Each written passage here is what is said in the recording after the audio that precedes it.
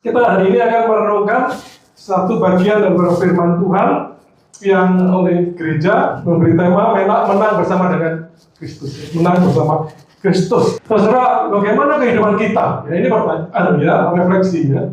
Apakah di dalam kehidupan kita ini kita berkemenangan atau tidak ya? Jadi hidup seperti kurang semangat, kurang sukacita, kurang damai sejahtera. Rasanya tidak ada semangat, ya biasa-biasa begitu, ya. Kemudian juga hidup kita ini tidak berdampak apa-apa terhadap lingkungan kita. Setelah itu tanda-tanda hidup itu tidak berkemenangan.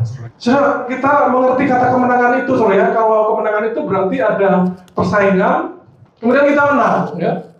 Tadi pagi saya cerita karena anak muda saya bilang, ya, tapi sekarang juga tetap relevan ya, karena kita mungkin kebanyakan pernah pacaran dan bersaing, saudara ya, bersaing. Saya sendiri dengan ibu itu saya tidak tahu bersaing, tapi setelah itu ibu cerita pada waktu itu sebenarnya ada dua, dan kemudian akhirnya dia memilih saya, gitu kan. Wah, seandainya pada waktu itu saya tahu, mungkin saya lebih bersemangat ya. Dan ketika terpilih, maka wah ini saya menang ya.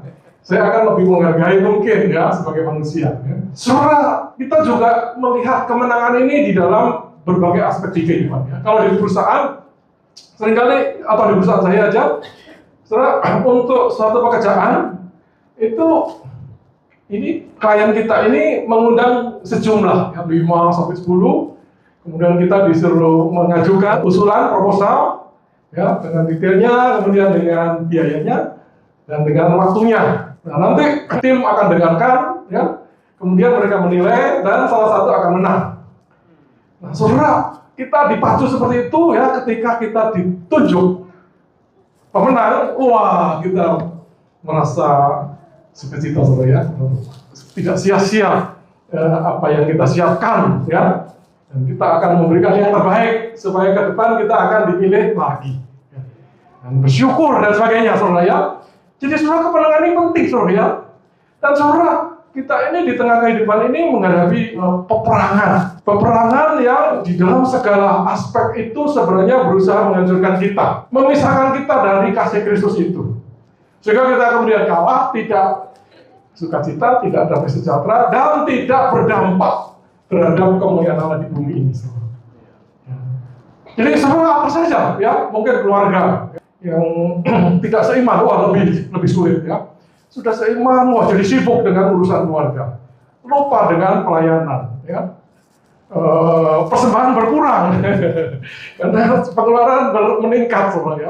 Liburan mestinya kita bersukacita, bersyukur, ya. Tapi terlalu sibuk dengan liburan kita, akhirnya di tempat di mana kita berlibur, melewati hari Minggu, kita juga tidak beribadah, saudara ya. Jadi segala hal itu digunakan oleh dunia dan oleh musuh kita, si iblis itu, untuk menjauhkan kita dari hubungan kita dengan Tuhan kita. Sehingga hidup kita itu tidak berkemenangan, saudara ya. Dulu saya kalau keluar negeri juga begitu aja, saudara ya, jalan-jalan, Minggu jalan-jalan ya. Nah, saudara setelah itu merasa, wah kok begitu ya, maksudnya kalah ini kita ya. Tapi titik tertentu kita putuskan, pokoknya hari Minggu dimanapun kita beribadah, kita cari gereja itu. Dan saudara, setelah jalan itu kita merasa sebagai satu kemenangan ya. Dimanapun dengan biaya yang besar ya, kita sudah berani keluarkan pasti biaya besar dulu ya. Tetap kita ingin mendekatkan diri kepada Tuhan kita, mengalami kemenangan kita.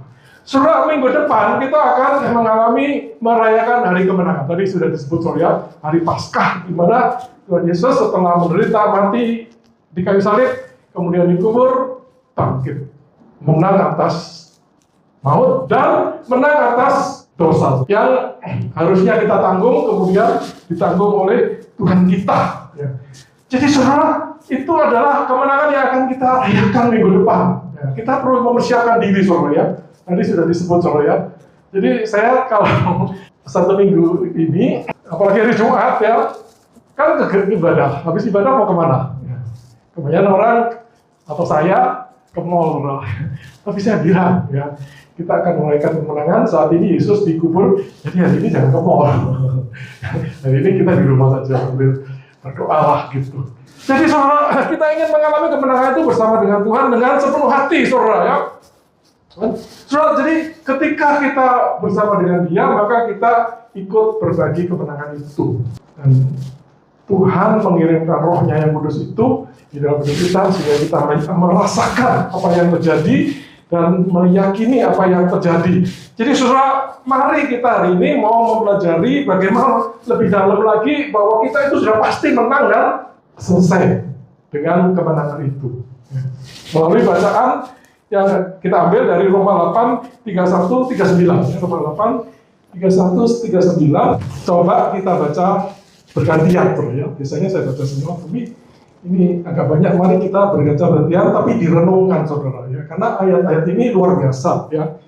Sangat memberikan kekuatan kepada kita. Karena ini adalah satu bagian dari firman Tuhan yang merupakan puncak di mana Paulus ingin menunjukkan betapa Allah itu mengasihi kita. Roma 8 ayat 31 sampai 39 saya ganjil dan Bapak Ibu Saudara sekalian genap, ya.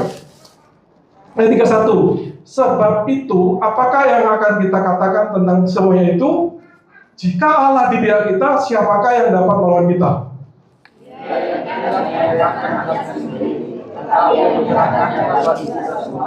Bagaimana kamu tidak melakukan sesuatu kepada kita bersama-sama dengan Dia? Siapakah yang akan menggugat orang-orang pilihan Allah yang membenarkan mereka? Siapakah yang akan menghukum mereka? Yesus yang telah mati, bahkan yang lapang, Siapakah yang akan memisahkan kita dari kasih Kristus? Penindasankah, atau kesesakan, atau penganiayaan, atau kelaparan, atau ketelanjangan, atau bahaya, atau pedang?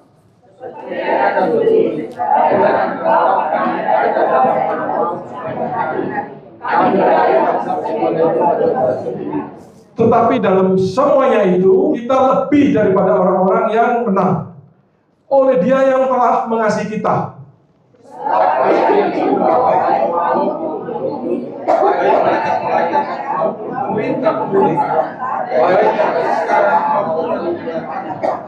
Atau kuasa-kuasa, baik yang di atas maupun yang di bawah, ataupun sesuatu makhluk lain, tidak akan dapat memisahkan kita dari kasih Allah yang ada dalam Kristus Yesus Tuhan kita. Demikian firman Tuhan.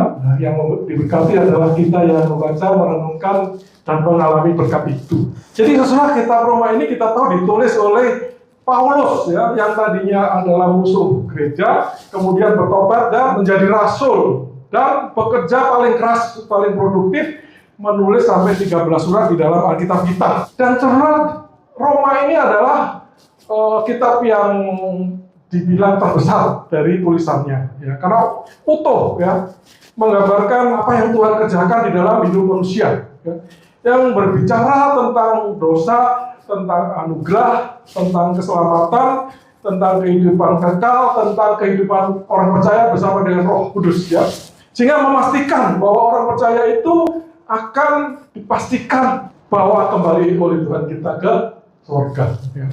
Kalau enggak ada jaminan, saudara, ya.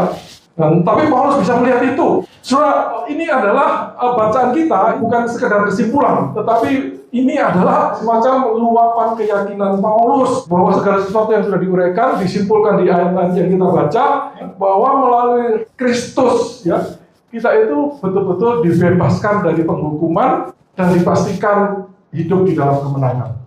Nanti saudara baca berulang-ulang. Saudara usahakan baca juga Roma dari awal hingga ayat 8 sampai ayat terakhir, kalau nggak salah 16. Ya, Paulus meyakinkan kita bahwa Allah itu Maha Kuasa, Allah itu berdaulat untuk bekerja, ya, dalam segala hal untuk kebaikan kita. Itu Roma 8 ayat 28, ya. Dia bekerja dalam segala hal, dalam kesusahan, dalam tantangan, dalam kegembiraan untuk kita, ya, untuk kebaikan kita. Sehingga saudara, Paulus kemudian juga menjelaskan tentang bagaimana proses kita itu sampai bisa seperti itu. Nanti saudara bisa lihat, ya, bahwa kita itu di ayat 29-30 dipilih, dipanggil, dibenarkan, dan dimuliakan. Jadi kata-kata yang itu, kata demi kata perlu dipahami, saudara. Tapi kita akan tidak membahas itu, ya. Tapi dengan berbagai uraian sebelumnya, kemudian di titik ini Paulus mengatakan, jika Allah di pihak kita, berarti saudara, apa yang dia uraikan sebelumnya ini dia bisa simpulkan Allah di pihak kita. pihak kita, saudara. Jika Allah di pihak kita, siapa yang akan melawan kita? Dan saudara, Allah di pihak kita ini kemudian mewarnai apa yang dia tulis, ya, baik di dalam kesimpulan ini maupun bagian-bagian lain. Jadi ini saudara adalah pernyataan atau deklarasi kemenangan, ya, bagi kita orang percaya, saudara. Ya, di titik-titik ini. Jadi ayat ini sangat sungguh luar biasa, saudara. Ya. Nah, saudara, minggu depan Paskah, ya, dan Yesus pada saat itu akan bangkit dari kematian. Dan itu adalah satu tonggak untuk kita yakin, ya, bahwa apa yang Tuhan katakan semuanya itu benar. Ya. Salah satu paling sulit adalah bangkit dari kematian, saudara. Ya. Kalau yang lain itu sulit juga, ya. Tetapi tetap bangkit dari kematian itu sulit, saudara. Ya. Itu sudah diungkapkan berkali-kali sebelum Yesus sendiri alami. Dan kemudian betul-betul bangkit, saudara. Ya. Jadi ini adalah tonggak di mana kita bisa percaya, ya, bahwa apa yang Tuhan katakan itu iya dan amin. Jadi saudara, jadi Allah mendorong kita, di dalam tulisan ini, melalui tulisan Paulus ini, agar kita ini sebagai orang percaya memiliki pengharapan kemenangan yang pasti, ya. Kenapa? Karena karya Allah di dalam Kristus, ya. Sampai nanti dia bangkit. Dan kasih Allah itu yang didasari kasih Allah kepada kita melalui apa yang Yesus lakukan, saudara. Ya. Jadi dua hal itu membuat kita itu yakin bahwa kita itu akan menang. Ya. Saudara, bagaimana kita yakin? Ya, maka di bacaan, di pertanyaan retoris, ya, tidak pertanyaan yang tidak perlu dijawab karena jawabannya ada di sana. Ya. Jadi ini gaya menulis saja, gaya menulis yang pertanyaan retoris. Misalnya, saudara, sudah tadi ada dua adik kita makan di sana, saya tanya setelah sampai di sini, kamu sudah makan ya? Ya pasti iya, sudah gitu. Ya, jawabannya sudah pasti iya gitu ya. Nah, saudara, bagaimana kita bisa yakin? Maka satu poin dikatakan begini, sebab itu apakah yang akan kita katakan tentang semuanya ini? Ya, Paulus akan menyimpulkan dan kesimpulannya adalah jika Allah di pihak kita, siapa yang dapat melawan kita? Sebenarnya jawabannya jelas, tidak ada gitu ya. Jadi siapa yang bisa melawan kita kalau Allah di pihak kita? Tidak ada, saudara ya. Dia menyimpulkan di dalam satu kata itu, satu frasa itu Allah di pihak kita. Ya. Sehingga saudara, kemenangan kita itu mutlak kalau Allah di pihak kita, saudara. Ya. Kalau saya dan Allah itu hubungannya tidak jelas, Allah itu di pihak saya atau bukan gitu ya. Kadang-kadang di pihak, kadang-kadang tidak, maka tidak yakin, saudara. Tetapi ini dia meyakinkan kita, Paulus dalam tulisannya bahwa Allah itu di pihak kita. Sehingga kemenangan kita itu mutlak, saudara ya. Nah, saudara, kemudian dia menjelaskan ya, di dalam satu situasi pengadilan, di mana ada Allah, ada hakim di dalam bacaan kita itu. Ada Allah, ada hakim. Dan ada kita, ya. Kita ini siapa? Ya, ini kita bukan orang sembarangan, saudara ya. Kita adalah orang-orang pemulihan ya. Sudah dipulihkan ya. Tadinya belum pulih karena masih berkeliaran di sana, kemudian terima Tuhan dipulihkan. Kita adalah orang yang sudah diselamatkan, ya. Dia adalah orang yang mengasihi dia. Ya, kita sudah mengasihi dia, Roma 8 ayat 28, ya.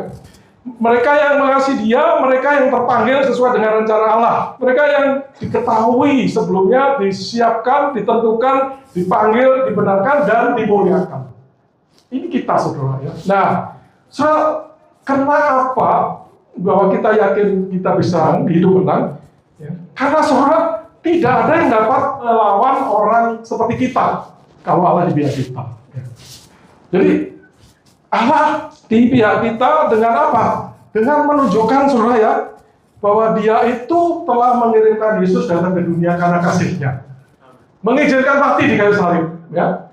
Kemudian membuat Yesus bangkit, ya. Bukan membuat, tapi Yesus bangkit. Kemudian Yesus naik ke surga di sebelah kanan, tinggal di sebelah kanan Allah. Dia menjadi pembela kita, disebutkan dia juru syafaat kita. Soalnya ini menunjukkan bahwa Allah itu di pihak kita, saudara. Ya. Kalau tidak, buat apa Allah lakukan semua ini, gitu. Ya. Sampai datang ke dunia segala itu. Ya. Jadi ini menunjukkan bahwa dia itu ada di pihak kita. Ya. Saudara, pertanyaan ini tentu bukan bermaksud bahwa kita tidak ada musuh. Ya. Kita ada musuh, tetapi musuh itu tidak akan menang melawan kita, saudara. Ya. Apapun, ya. Itu kalau kita bersama dengan dia, tidak ada yang cukup kuat untuk bisa mengalahkan Allah, sehingga rencananya dalam hidup kita itu gagal. Jadi dia itu pasti berhasil, karena Allah Maha Kuasa, saudara ya. Jadi saudara, kita bisa menghadapi musuh kemiskinan, musuh ancaman, godaan. Tapi semua itu bersama dengan Kristus pasti kita bisa menang, saudara. Karena Allah kita, Allah yang Maha Kuasa. Jadi saudara, kenapa kok kita pasti menang? Karena Allah di pihak kita. Kedua, karena Allah lah yang membawa kemenangan itu, saudara. Bukan saya yang berusaha supaya saya menang. Kita hanya beriman, kita melakukan bagian kita, tetapi sebenarnya yang membawa kemenangan itu adalah Allah sendiri. Ayat 32 mengatakan, Ia yang tidak menyayangkan anaknya sendiri, tetapi menyerahkan bagi kita semua, bagaimana mungkin Ia tidak mengaruniakan segala sesuatu kepada kita bersama-sama dengan Dia.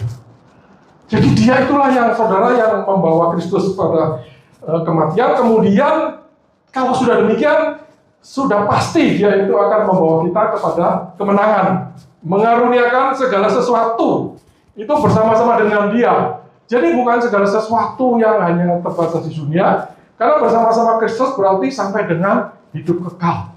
Kita ini sudah disiapkan untuk hidup bersama dengan Dia.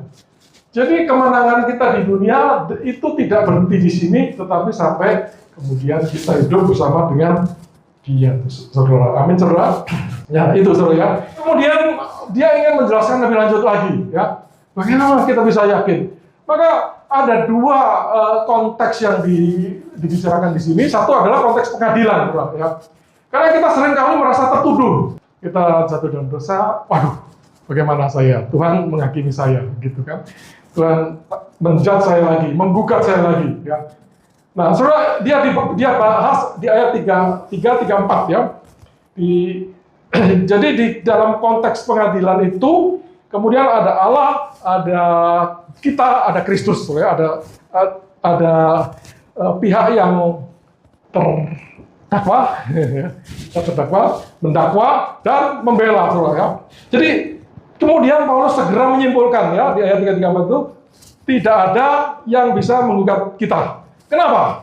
Itu saudara, pertama adalah di dalam ayat 3 dikatakan siapa yang akan menggugat orang-orang pilihan Allah. Jadi saudara, kenapa kok tidak bisa kita digugat? Ya, karena kita adalah orang-orang pilihan Allah. Ya. Dan dilanjutkan Allah yang membenarkan mereka. Siapa yang akan menghukum mereka? Ya. Jadi di ruang sidang itu Allah memimpin, tapi Dia itulah Allah yang membenarkan kita dan memilih kita, ya. Memilih kita, membenarkan kita. Jadi saudara, kalau Allah yang membenarkan kita, ya, jadi saudara kalau pernah ke pengadilan, saudara, ya, kan ada keputusan. Oh ya, ini nggak mencuri, ya, sudah aman, saudara, ya, sudah aman. Jadi saudara tidak perlu nanti di luar orang menuduh pencuri, ya, tidak masalah karena saudara sudah melalui otoritas pengadilan tidak mencuri. Jadi saudara, Allah dikatakan membenarkan. Jadi ini Pak Adin, Ibu Adin, Bapak A, Bapak B, saya adalah orang benar. Ya, di dalam satu pengadilan ini orang benar. Selesai saudara, ya. Jadi karena Allah lah yang sudah membenarkan, sehingga saudara kita tidak perlu khawatir akan tuduhan-tuduhan yang disebarluaskan oleh musuh kita. Ya. Karena apa? Karena Allah yang sudah membenarkan kita. Tapi saudara, tentu ini bukan untuk semua orang, saudara ya. Ini adalah untuk orang-orang pilihan Allah itu. Ya. Jadi mari kita betul-betul sungguh-sungguh menjadi pengikut Dia, ya, yang Dia pilih itu. Ya. Kalau saudara belum yakin, maka terima Dia sebagai Tuhan dan Juru Selamat. Ya. Sehingga kita adalah orang pilihan. Dan ketika orang menjadi orang pilihan, maka pada waktu itu kita dibenarkan. Dan kalau Allah yang membenarkan, ya, maka tidak ada yang bisa menggugat kita, saudara. Gitu. Nah, saudara, kenapa kok kita bisa yakin, ya, bahwa tidak ada yang bisa menggugat? Satu, karena kita orang pilihan Allah. Kedua, hakimnya itu sendiri adalah Allah, saudara. Jadi kalau saudara pernah ke ruang pengadilan, ada hakim, ada jaksa, ya. Kalau di Amerika ada juri, ya, yang akan membuat keputusan. Di sini tidak sistem juri, saudara. Ya. Allah mampu membuat keputusan. Ya. Jadi sang hakim itu sendiri adalah Allah. Dan tadi sudah kita bahas, Allah yang membenarkan, ya, yang menyatakan bahwa status ABC ini benar, ya, benar. Saudara, ini adalah sesuatu yang penting, saudara, ya, bahwa yang membenarkan adalah Allah, bukan perbuatan kita, ya. Saudara, kalau perbuatan kita, saudara, ya, saya yakin nanti saudara akan bermasalah lagi, ya. Siapa sih yang keluar dari sini akan jadi malaikat? Ya, saya nggak percaya diri saya bisa bebas kesalahan bahkan hari ini, ya, bahkan minggu ini. Ya. Tapi yang jelas Tuhan memberi jalan. Kalau kita berdosa, minta ampun, jangan lakukan lagi. Dengan kondisi yang Tuhan pasti mengerti itu, Dia mengatakan engkau bebas, engkau berstatus sudah benar. Karena apa yang engkau lakukan, yang harusnya kamu tanggung akibatnya, sudah ditanggung oleh Kristus. Jadi saudara, kita perlu percaya bahwa Allah ini Allah yang bisa dipercaya. Dia tidak mungkin mengubah pikirannya, sehingga saudara, kemenangan kita ini adalah pasti. Kalau saudara mengandalkan kekuatan sendiri untuk bisa terus-menerus hidup benar, saya percaya, saya sudah hidup lama tahu tidak bisa, saudara. Kita harus mengandalkan kasih karunia Allah itu yang membenarkan kita. Saudara, siapa lagi yang bisa menuduh kita? Maka di ayat yang ke-34 dikatakan Kristus Yesus. Ya, tapi saudara, segera dilanjutkan yang telah mati. Dan tidak hanya telah mati, telah bangkit, kemudian duduk di sebelah kanan Allah, dan malah sudah menjadi pembela kita, saudara. Jadi saudara, Kristus sendiri, ya, yang sebenarnya bisa menuduh. Kenapa kok bisa menuduh? Nah, saudara, kalau saudara ingat kisah di Yohanes 8, ya, ada wanita tertangkap, wanita berzina tertangkap, kemudian dibawa kepada Yesus, di mana banyak orang laki, ya. Perempuannya nggak ada, saudara, ya. Semua laki.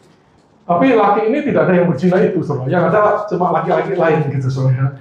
Nah, kemudian di situ setelah berapa lama Tuhan Yesus mengatakan siapa yang paling kurang berusaha, silakan menghukum wanita ini dengan melempar batu.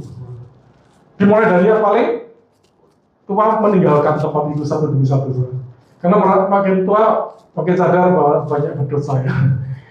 Pergi, akhirnya tidak ada, saudara. Kemudian Yesus bertanya, adakah orang yang menghukum engkau? Kemudian dia berkata, tidak ada, Tuhan. Ya. Kemudian Yesus mengatakan, aku pun tidak akan menghukum engkau. Pergilah, ya, jangan berbuat dosa lagi. Ya. Jadi, saudara, siapa di dalam kumpulan tadi yang bisa menghukum? Tidak ada, kecuali sebenarnya Yesus sendiri. Kenapa? Karena Yesus adalah satu-satunya orang yang tidak berdosa di dalam kelompok itu. Tapi Dia tidak menghukum kita, tidak menghukum wanita itu, karena Dia mengasihi wanita itu, dan kemudian mati bagi wanita itu. Amin, saudara. Tuhan telah mengerjakan bagiannya, menyerahkan nyawanya. Jadi tidak mungkin Kristus yang sudah mengalami begitu banyak tantangan itu, mati, menderita, mati, dan seterusnya itu, untuk kita malah menuntut kita. Paulus mengatakan itu tidak mungkin. Kristuskah? Ya, itu pertanyaan yang jawabannya tidak, gitu, saudara. Ya, Kristuskah? Ya, kan dia bertanya seperti itu, ya. Jadi saudara, kita orang pilihan, Allah di pihak kita, Yesus mati untuk kita. Ya. Ya, jadi tidak mungkin Dia menuntut kita dan menghukum kita. Amin, saudara. Amin, ya, puji Tuhan, saudara. Jadi tema pertama tadi adalah pengadilan, ya. Kita orang pilihan, Allah di pihak kita, Yesus mati untuk kita. Tidak mungkin pengadilan seperti itu, di mana yang berkuasa mereka-mereka ini, Allah Bapa, Allah Putra ini, kemudian menjatuhkan kita, membuka kita. Tidak mungkin. Konteks kedua adalah kehidupan, ya, kehidupan sehari-hari. Ya. Jadi Paulus ingin menjelaskan kepastian kita itu tadi dengan konteks pengadilan, satu dengan konteks kehidupan sehari-hari, di mana banyak penderitaan dan ancaman, saudara, ya.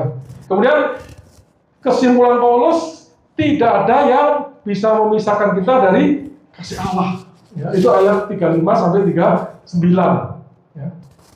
Tidak penderitaan, nanti di poin berikut tidak juga ancaman. Ayat 35 berbicara tentang penderitaan. Siapakah yang akan memisahkan kita dari kasih Kristus? Penindasan, kesesakan, penganiayaan, kelaparan, ketelanjangan, bahaya atau pedang. Ada 7, saudara. Ya. Ada 7. Seperti ada tertulis, oleh karena engkau kami ada dalam bahaya maut sepanjang hari. Kami telah dianggap sebagai domba-domba sembelihan. Jadi saudara, Paulus ingin mengatakan bahwa ada banyak penderitaan yang dia sudah alami, tetapi sampai detik ini imannya masih kokoh. Jadi saudara, dia membuktikan dengan hidupnya bahwa tidak ada penderitaan yang bisa mengalahkan imannya, karena Allah di pihak kita. Buktinya Kristus mati untuk kita. Jadi itu kuat bagi dia bahwa tidak ada yang bisa memisahkan kasih Kristus dari kita orang percaya. Malah sebaliknya, ya. Nanti kita melihat di poin berikut bahwa penderitaan itu malah memperbesar kemenangan dan keamanan kita di ayat 37. Ya. Tetapi dalam semuanya ini kita lebih daripada orang-orang pemenang, daripada orang-orang yang menang oleh Dia yang telah mengasihi kita. Jadi penderitaan tidak mengalahkan saudara. Penderitaan itu ada penindasan. Bahasa Inggrisnya distress. Jadi stres berat. Ya, saudara, kalau saat ini mengalami stres berat, datang kepada Tuhan. Amin. Ya. Ada yang stres berat di sini, saya rasa nggak ada. Kalau stres berat nggak ke sini. Ya. Sesak, hansip, ya mungkin ada yang sesak ya. Ekonomi, kenakalan anak kita, bandel atau pasangan kita, sesak. Saudara beriman kepada Dia, saudara yakin tidak akan membuat saudara terpisah dari kasih Allah. Penganiayaan, persekusi, dianiaya mental, diejek, diolok, bahkan secara fisik, ya, karena keimanan saudara tidak akan menghancurkan hubungan saudara dengan Allah. Kelaparan, ya, kalau kelaparan saudara, kita miskin sekali, kekurangan makan, kan kita bisa ragu-ragu saja. Wah, ini saya kok kelaparan ya, gitu. Apa Tuhan berkati? Saudara, menurut Paulus, ya, dia sendiri sudah pernah lapar, kenyang juga pernah. Ya. Tapi dia pernah lapar dan tetap yakin bahwa Allah mengasihi dia. Jadi saudara, kalau kelaparan, saya rasa nggak ada yang kelaparan. Saudara. Kalau kelaparan, saudara tidak perlu ragu-ragu bahwa Allah mengasihi saudara. Ya. Kemudian ketelanjangan, kekurangan pakaian yang berlebihan sehingga pakaiannya itu kurang sekali. Ya, saya rasa di sini pakaiannya bagus-bagus. Ya. Tapi seandainya saudara yang di luar sana ada yang nggak datang karena tidak punya pakaian, saudara, ya, itu pun saudara tetap bisa yakin menurut Paulus bahwa Allah tidak meninggalkan saudara. Mungkin sebentar aja nggak punya pakaian, nanti dapat lagi pakaian yang lebih bagus. Saudara. Bahaya atau danger, ya, ancaman, membahayakan keselamatan pikiran kita, emosi kita. Udah jalan mau ditabrak, waduh, saudara kaget. Apakah Tuhan mengasihi saya? Menurut Paulus, Tuhan mengasihi saudara. Ya. Itu tidak apa-apa, karena itu bahkan membuat saudara lebih daripada pemenang. Pedang, ya, berarti ancaman kematian yang serem, saudara, pedang. Ya. Jadi brutal, sampai ada saudara dicegat di tengah jalan, mau dibunuh. Wah, Tuhan meninggalkan saya. Menurut Paulus tidak, saudara. Walaupun saudara sampai diancam, bahkan sampai mati pun, Tuhan tidak pernah meninggalkan saudara. Paulus bahkan mengatakan di Filipi 1:12 ya, bahwa mati adalah untung saudara. Ya, jadi kalau saudara ada yang kena kanker, kena stroke, ya, mungkin tidak di sini sudah ya, kalau sudah sakit seperti itu, saudara bisa yakin firman Tuhan ini bahwa saudara tidak ditinggalkan oleh Tuhan. Kasih Kristus tidak mungkin dipisahkan oleh hal-hal seperti ini, saudara. Amin, saudara. Nah, saudara, bahkan dikatakan kalau kita mengalami penderitaan itu, kita itu bahkan akan mengalami kebenaran bahwa kita lebih daripada orang-orang yang menang. Nah, bukan saja kita bisa mengalahkan itu, tetapi kita akan menjadi lebih daripada pemenang, saudara. Ya. Jadi, saudara, lebih dari pemenang itu berarti, saudara, kita tidak saja mengatasi masalah itu, tetapi mendapatkan manfaat daripada pengalaman yang menyusahkan kita itu. Kita lebih dekat dengan Tuhan, ya. Kalau saudara menderita gitu kan, saudara banyak berdoa, ya. Kalau saudara senang kan seringkali lupa Tuhan, ya. Ya, tapi kalau orangnya bandel atau suaminya bandel atau wah gitu, akhirnya lebih dekat dengan Tuhan. Kemudian Tuhan kirim balik anak itu, ya, yang tadinya susah menyusahkan, sekarang jadi baik, ya. Saudara semakin kuat. Bukan saja anak saudara kemudian menjadi baik, Tetapi saudara sendiri imannya lebih bertambah. Saya sudah bergumul, saya sudah berdoa, dan anak saya menjadi baik. Ya. Apa enggak saudara semakin kuat, menjadi lebih dari pemenang? Tidak saja pergumulan anak saudara dijawab Tuhan, tetapi saudara bertumbuh di dalam kekuatan iman saudara. Nah, ini saudara. Saudara mengalami pertumbuhan rohani. Saudara mengalami perubahan karakter, ya. Yang tadinya terhadap anak itu kurang sabar menjadi lebih sabar, ya. Wah, anak saya mau bandel terus gitu. Bandelnya lama lagi, ya. Tadi sih cerita sama Pak Eko cuma soal makan, ya. Makan, tak mau makan buah atau buah, ya, dengan segala cara, ya. Coba bandelnya lebih dari itu, dan tidak selesai-selesai, tapi satu kali selesai, saudara. Apa enggak saudara semakin bertumbuh di dalam karakter saudara, saudara menjadi lebih sabar, lebih ngerti. Oh, manusia itu seperti ini, ya. Jadi saudara, kita akan menjadi lebih dari pemenang, ya. Dan saudara, ketika saudara menang, orang lain melihat, saudara, ya. Wah, orang itu warnanya bandel, terus jadi lebih baik. Tapi di dalam masa-masa anaknya bandel, tetap aja dia hidupnya penuh sukacita. Wah, Allahnya siapa gitu, ya? Kenapa kok bisa begitu? Ke gereja mana? Mungkin begitu ya pertanyaannya. Saudara, lebih dari pemenang, saudara, ya. Dan saudara, pada waktu kita nanti bertemu dengan Tuhan, ya, maka kita akan penuh sukacita karena di dalam perjalanan kita yang banyak bergumul, Tuhan telah menolong kita. Ya. Amin, saudara. Ya. Jadi penderitaan malah memperbesar kemenangan kita. Jadi kasih tidak bisa memisahkan kita dari Allah kita. Ya. Nah, saudara, di samping itu Paulus juga meyakinkan kepada pembacanya bahwa kekuatan apapun tidak bisa memisahkan kita dari kasih Allah. Di situ ada daftar 10, saudara, ya. Ada maut yang, ya, potensi menghabisi hidup kita, memisahkan kita, ya. Sekarang kita bisa beribadah begini. Bagaimana nanti setelah kita mati? Apa yang terjadi di sana? Ya. Potensi memutuskan hubungan kita dengan Tuhan, ya. Tapi kemenangan Kristus atau maut menjamin hidup kita, saudara. Berarti hidup ini, saudara, ya, ada orang yang nggak takut mati, tapi takut hidup, ya. Bagaimana masa depan saya? Bagaimana pekerjaan saya? Ya, ya, yang kuliah, apalagi kalau zaman ekonomi lesu, saudara, ya. Ya. Wah, bagaimana setelah lulus kuliah? Bisa dapat pekerjaan nggak? Atau, wah, nanti bisa dapat pasangan nggak? Wah, tidak. Ini, saudara, masa depannya bagaimana? Wah, ini ada perang dagang, bagaimana nasib Indonesia, ya? Nasib negara lain oke lah, tapi yang penting nasib Indonesia bagaimana? Wah, saudara, hidup bisa membuat kita itu tidak berkemenangan, ya? Ya. Tetapi Paulus menegaskan hidup, kekuatan hidup pun tidak bisa memisahkan kita dari kasih Allah.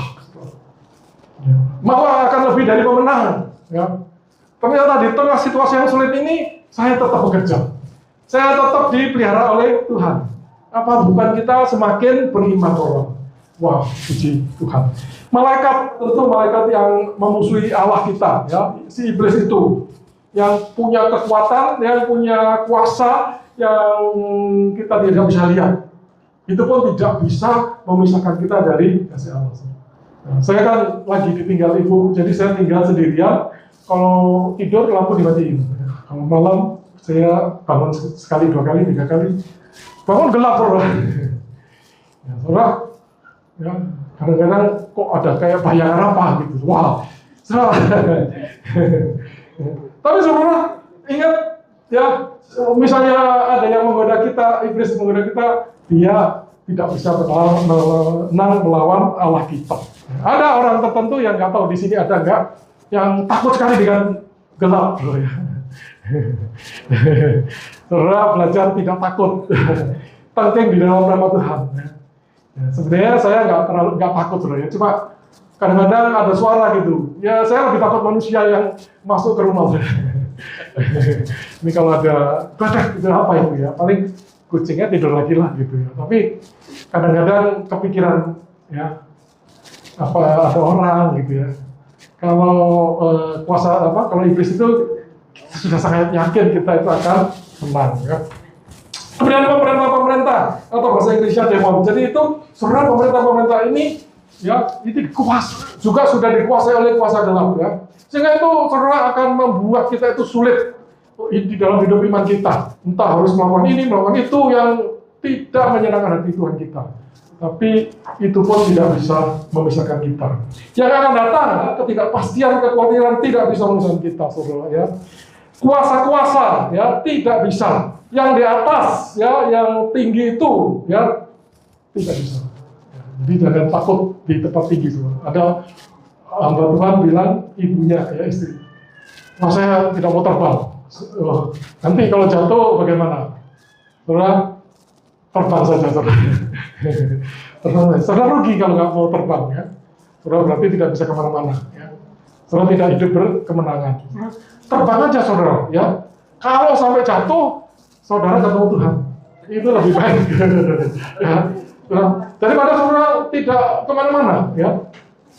Itu saudara. Yang di atas, yang di bawah ya. Saudara dalam situasi yang paling susah, paling gelap, kasih Allah tetap ada di sana saudara. Jangan pernah ragu-ragu saudara ya. Itu hanya usaha iblis saja menjatuhkan mental kita. Oh Tuhan tidak bersama kamu ya. Tuhan tidak mengasihi kamu.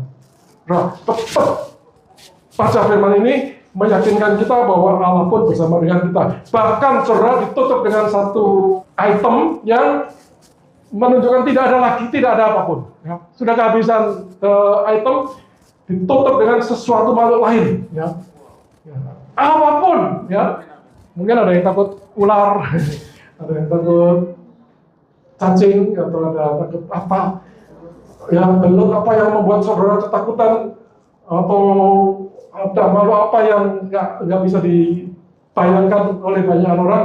Tidak ada yang bisa mengancam hubungan saudara dengan Allah kita. Jadi saudara, betapa kita itu hidup di dalam kepastian kemenangan ya.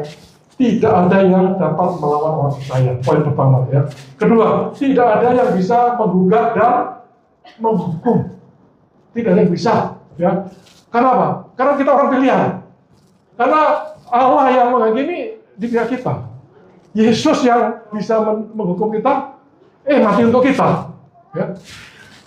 Ketika tidak ada yang bisa memisahkan kita dari kasih Allah, penderitaan yang tidak ancaman, semuanya malah membuat kita lebih kuat saudara ya, lebih beriman. Jadi saudara, mari karena itu hiduplah sebagai orang-orang yang berkemenangan. Jadi saudara, ada ilustrasi yang sederhana tapi poinnya agar kita itu hidup di dalam kemenangan kita saudara, dan hidup dalam kekalahan. Jadi saudara, pada tahun 1800-an dari suatu negara di Eropa, ada seorang pemuda ya yang punya cita-cita besar. Dia ingin maju dengan pergi ke Amerika. Amerika adalah kota impian, seperti saudara kalau datangnya dari Sumatera Utara atau kampung-kampung di mana. Saya juga dari kampung saya. Itu saya pikirannya saya ke Jakarta. Jakarta banyak peluang. Puji Tuhan saya ke Jakarta saudara. Ya, sebenarnya dari Malang masuk lagi ke kampung namanya Turen. Saudara tidak pernah dengar kata Turen, nama Turen itu. Ini pernah ya. Tapi saya punya cita-cita datang ke Jakarta. Saya di Jakarta dan ya sejarah berubah saudara ya. Seandainya saya di sana, ya saya mungkin jaga toko atau apa gitu saudara. Toko pun jadi susah karena banyak Indomaret, Alfamart. Ya. Tapi saudara, pemuda ini punya cita-cita besar ke Amerika saudara ya. Dan dia bekerja keras, ngumpulin uang, beli tiket. Pada waktunya dia naik kapal laut ya. Zaman 1800-an belum ada pesawat, kapal laut. Kemudian sudah dia bawa bekal dan dia makan bekalnya di sepanjang perjalanan. Di luar dugaan perjalanannya lebih lama dari yang dia perkirakan, sehingga bekalnya habis. Menjelang akhir dari perjalanannya kita punya makanan, kelaparan ya. Tapi di sana dia melihat ada meja kapten itu makanannya berlimpah saudara ya. Menjelang tiba di kota New York, dia datangi petugas di meja makan itu, dia minta bisa nggak saya makan makanan yang tersisa di meja ini? Kemudian tugasnya bilang, coba lihat tiket kamu. Kemudian dia lihat tiketnya, terus dia bilang, wah, sebenarnya Anda dengan tiket ini bisa makan sepuasnya di meja kapten. Karena tiket ini tiket kelas 1. Jadi saudara sebagai orang percaya merasa sebagai orang yang punya tiket seperti apa, saudara? Ya. Nah, sebenarnya saudara kita punya tiket untuk menang, hidup menang. Hidup menang. Kenapa? Karena tidak ada yang bisa melawan kita. Allah di pihak kita, tidak ada yang bisa melawan kita, saudara. Ya. Tidak ada yang bisa menuduh kita, tidak ada yang bisa menghukum kita. Allah yang membenarkan kita, tidak ada yang bisa menuduh kita, saudara. Ya. Kristus yang mati untuk kita, yang sudah menjalani hukuman kita tidak terancam oleh hukuman apapun. Dan tidak ada yang bisa memisahkan kasih Allah kepada kita. Jadi saudara, karena itu hiduplah berkemenangan bersama Kristus. Kalau saudara ada ketakutan, kekhawatiran, keraguan-raguan, ya, jalani kehidupan ini dengan kemenangan bersama dengan Kristus. Perbanyak doa, perbanyak bersetubuh dengan Dia, baca firman, maka saudara akan yakin, ya, bahwa Allah beserta dengan kita. Saudara, berikut lagi adalah hiduplah tanpa beban rasa bersalah. Saudara, kita terus akan berdosa, ya. Tapi Tuhan memberi jalan keluar, mengaku dan bertobat. Maka Dia adil, Dia akan memutuskan kita. Ya. Itu jalannya, saudara. Ya. Jadi kita sebagai orang percaya ini punya gaya hidup bertobat. Ya. Salah bertobat, saudara. Tapi kemudian bertobat itu artinya tidak mengulang dengan sengaja, saudara. Ya. Kalau saudara bertobat tapi dengan sengaja mengulang, itu bukan bertobat, saudara. Karena memang kita akan terus berdosa. Menurut firman Tuhan juga begitu, saudara. Ya. Tapi Tuhan memberi jalan, ya, seperti ayat 9. Ya. Karena kalau saudara terbeban oleh rasa bersalah terus saja, maka saudara tidak bisa hidup berkemenangan, saudara. Ya. Tuhan sudah memberi jalan, Tuhan memberi solusi, ya. Karena itu saudara hiduplah dengan pertobatan. Ya.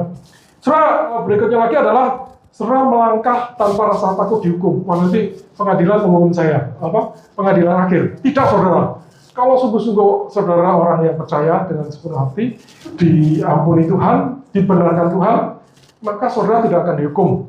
Menurut firman Tuhan, bukan menurut saya, saudara.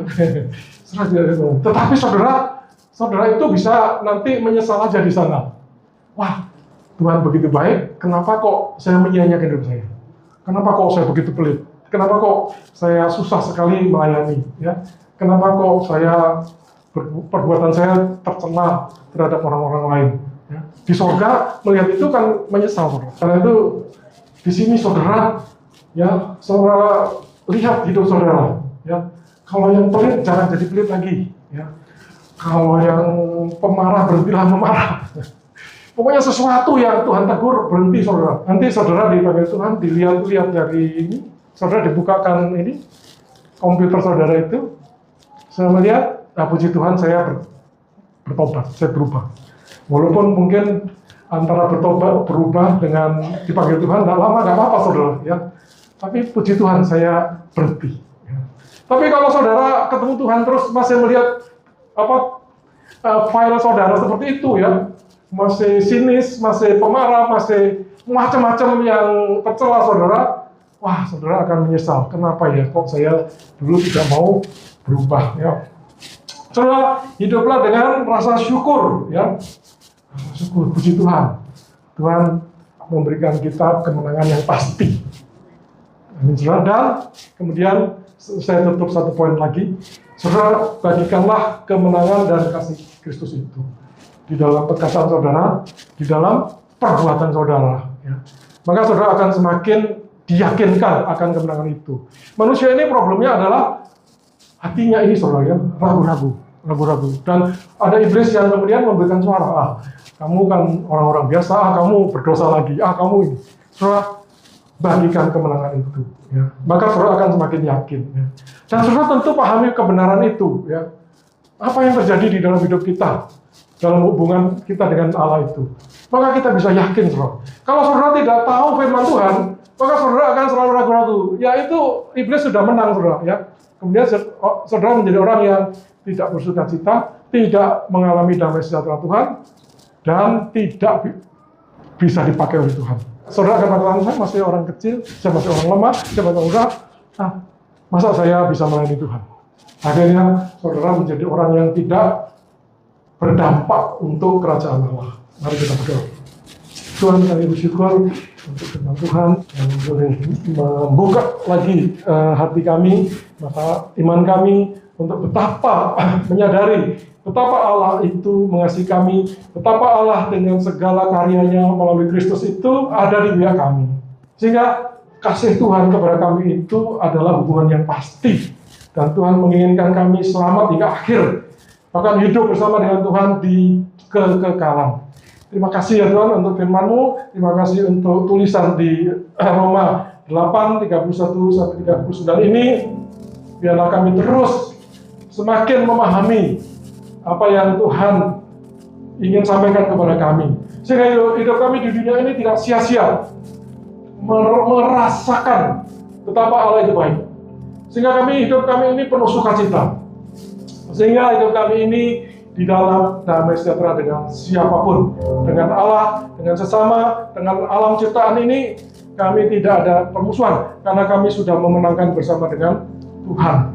Dan terlebih Tuhan, kami rindu supaya hidup kami ini menjadi berkat, berdampak seperti yang Tuhan inginkan, sehingga di tengah lingkungan di mana Tuhan tempatkan kami, nama Tuhan dimuliakan. Terima kasih Tuhan, kiranya damai sejahtera Tuhan terus menyertai kami. Kami mengucap syukur, kami berdoa dalam nama Tuhan Yesus. Amin.